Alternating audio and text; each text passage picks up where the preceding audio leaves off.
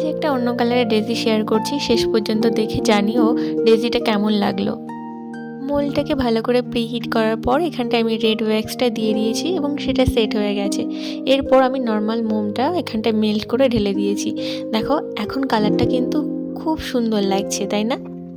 মোমটা যখন আস্তে আস্তে সেট হয়ে গেল, এটা কিন্তু একটা পুরো হোয়াইট লুক চলে এসছে। এবার চলো ডিমোল্ড করা যাক। প্রথমে চারপাশটা কিন্তু আস্তে আস্তে ডিমোল্ড করে নিচ্ছি এখানটায়, তারপর পুরোটা কিন্তু আমরা একবারে ডিমোল্ড করব।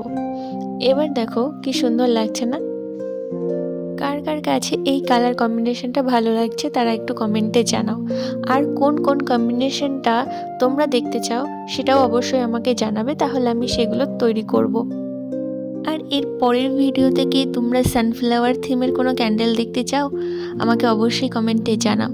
আর না হলে ডেজির কোন কালার কম্বিনেশন তৈরি করব সেটা তোমরা সাজেশন করো, আমি সেই অনুযায়ী নিশ্চয়ই চেষ্টা করব।